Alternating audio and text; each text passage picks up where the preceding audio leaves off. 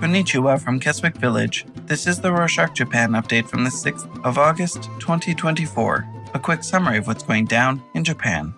On Wednesday, the 31st of July, Masato Kanda, a former top currency diplomat, retired from his position as the Vice Finance Minister for International Affairs.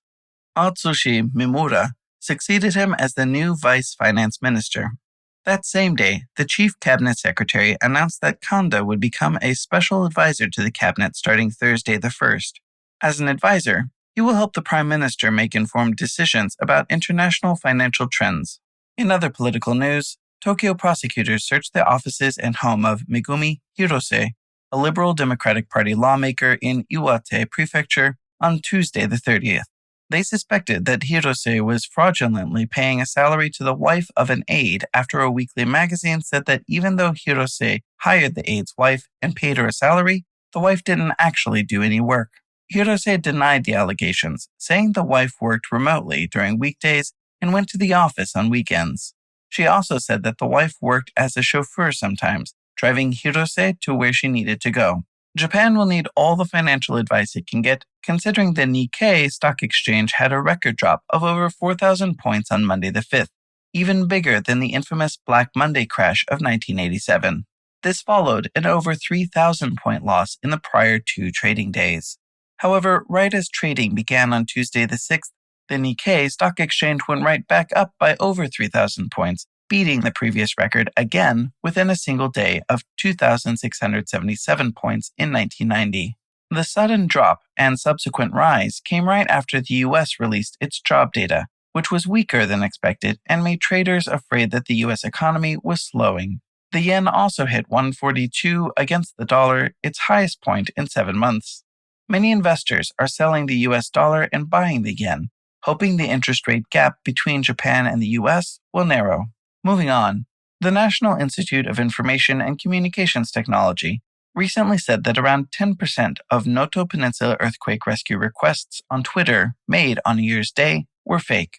The institute said that there were over 1,000 tweets asking for help, and 104 were fake.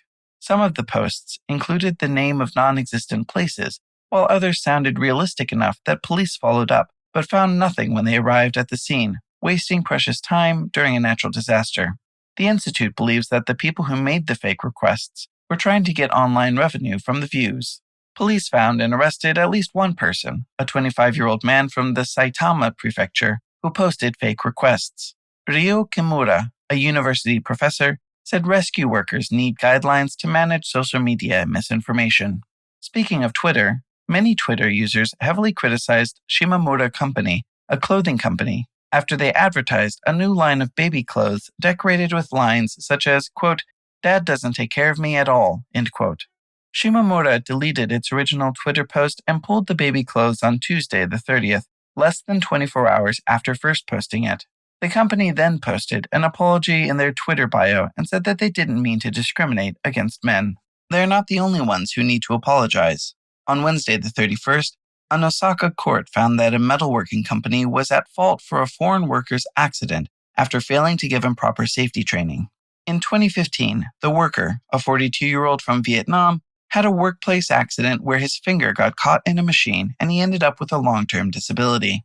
The company had given him safety training materials in Japanese, but he could not read them and barely spoke Japanese. The judge said that the company should have given the worker training material in his native language, especially since it was obvious he didn't understand the training they'd given him. The court also said that the company didn't properly manage the machine's safety device, which might have prevented the accident. Speaking of accidents, we have an update to a story last year with the Defense Ministry creating enhanced safety measures for its 17 Osprey aircraft. These measures follow a fatal crash of one of the U.S. military's Ospreys in November 2023. The U.S. Air Force investigated and found that a gearbox failure and the pilot's decision to fly despite multiple warnings caused the crash. The report also said that personnel didn't have enough information about safety risks.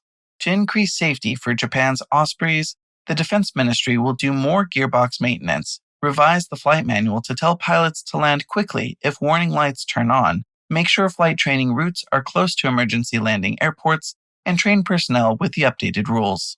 Meanwhile, on Monday the 5th, top diplomats from Japan, the US, Australia, and India met in Tokyo to discuss maritime security and cybersecurity in the Asia-Pacific region. They talked about military activity in disputed areas of the South China Sea, but didn't directly name China.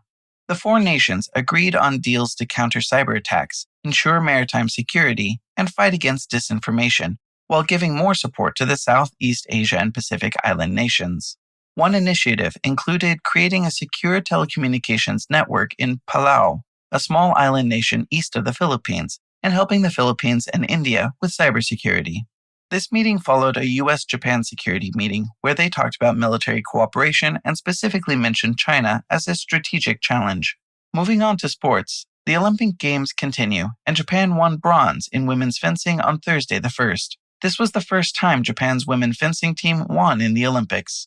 Just a few days later, on Sunday the 4th, the men's team won gold. In golf, Hideki Matsuyama won bronze, becoming the first Japanese person to get an Olympic medal in the men's golf category.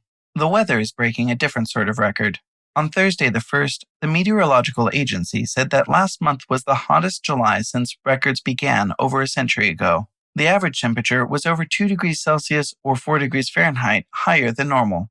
According to the Disaster Management Agency, heat stroke has killed at least 59 people since April. Because of the intense heat, the Japan High School Baseball Federation said on Friday the 2nd that they are going to put together a consulting group to see if they can shorten games from 9 innings to 7 so that high schoolers don't have to be out in the heat for so long. The group will figure out the pros and cons of using a 7-inning system for national championships and regional tournaments and will report to the Federation's board meeting in December. The Federation has already put in some measures to help players in the heat, such as introducing breaks between innings and tiebreakers at the end so that games don't run too long. Some look for a break from the heat by attending festivals, such as Nara Tokae Lantern Festival, which runs from Monday the 5th until Wednesday the 14th in Nara City. In Nara, many different temples and shrines, such as the Todaiji Temple and Kasuga Shrine, host fire festivals throughout the beginning of August. In the spirit of the festivities, many people light lanterns and place them on festival grounds around the city. You can see the lanterns for free, or you can go to Nara Park and buy your own paper lantern for 500 yen, which is just under $4. And that's it for this week. Thank you for joining us.